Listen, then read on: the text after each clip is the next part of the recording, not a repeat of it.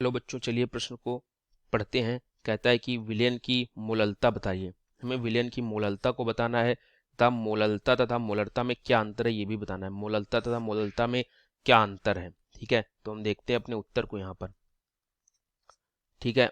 यहाँ पर मोललता बताना है और मोललता तथा मोलरता में क्या अंतर है। तो इस प्रश्न की जो मुख्य अवधारणा है, इस प्रश्न की जो मुख्य अवधारणा है वो है कि मोललता मोललता तथा मोलरता मोलरता मोललता तथा मोलरता की व्याख्या, ठीक है। इन दोनों की व्याख्या से हमें इस प्रश्न को बताना है।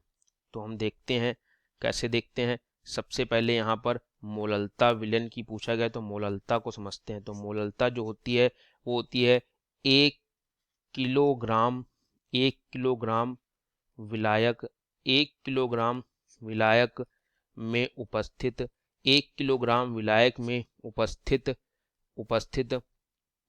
विलेय के मोलों की संख्या। किसके मोलों की संख्या? 1 किलोग्राम विलायक में उपस्थित विलेय के मोलों की संख्या। विलेय के मोलों की संख्या विलेय के मोलों की संख्या विलेय की मोलों की संख्या जो है वो मोललता कहलाती है। विलेय की मोलों की संख्या जो है वो मोललता कहलाती है, ठीक है। मोललता कहलाती है। ये हमने देख लिया मोललता। अगर इसके हम सूत्र की बात करें तो इसका जो सूत्र होता है, वो होता है मोललता बराबर विलेय के मोल बटे विलायक का भार। विलायक का भार, वो भी विलायक का भार किसमें? केजी में।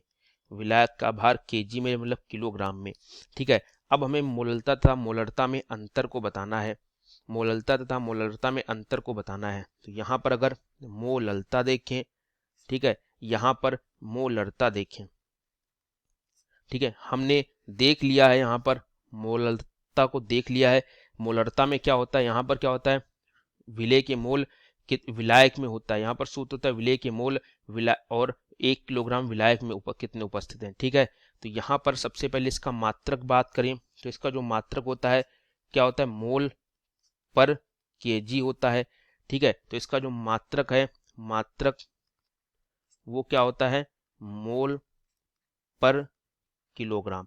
मोलरता क्या होता है? इसका मात्रक क्या होता है? इसका मात्रक जो है वो होता है मोल पर लीटर। मोल पर लीटर क्यों होता है? क्योंकि जो मोलरता की परिभाषा होती है वो होती है कि 1 लीटर विलयन में उपस्थित विलेय के मोल। 1 लीटर विलयन में उपस्थित विलेय के मोल। किसके मोल? 1 लीटर विलयन में उपस्थित विलेय के मोल, ठीक है। ये होती है हमारी परिभाषा मोलरता की। तो यहाँ पर लीटर विलयन में उपस्थित जो होते हैं विलेय के मोल होते हैं, तो इसलिए इसका मात्रक मोल पर लीटर होता है, ठीक है। होता है। ये किस पर होता है? ये हमारा देखें, ठीक है, ठीक है बच्चों। अगर इसमें हम दूसरा सबसे बड़ा इसका अगर हम देखें अंतर क्या होता है, तो दूसरा सबसे बड़ा अंतर होता है कि मोललता जो होता है इसको हम कैसे करते हैं? तो इसको हम प्रदर्शित करते हैं छोटे m से, ठीक है। लेकिन जो मोलरता होती है इसको हम प्रदर्शित कैसे करते हैं? बड़े m से प्रदर्शित करते हैं। तो एक तो अंतर ये हो गया है, ठीक है। और एक अंतर हमने मात्रक का देख लिया है। अब तीसरा जो अंतर होता है वो होता है कि मोललता जो होती है ये क्या होती है? ये विलायक के भार पर निर्भर होती है। विलायक के भार पर निर्भर होती है, क्योंकि हमने देखा क्या होता है विलायक का भार इसमें नीचे आता है। इसमें क्या आता है कि विलयन का आयतन आता है। तो ये जो होती है ये क्या होती है? वो विलायक के भार पर निर्भर होती है, ये विलयन के आयतन पर निर्भर होती है। किस पर? विलयन के आयतन पर, ठीक है। तो इस प्रकार से हमने मोललता और मोलरता में अंतर बताए हैं।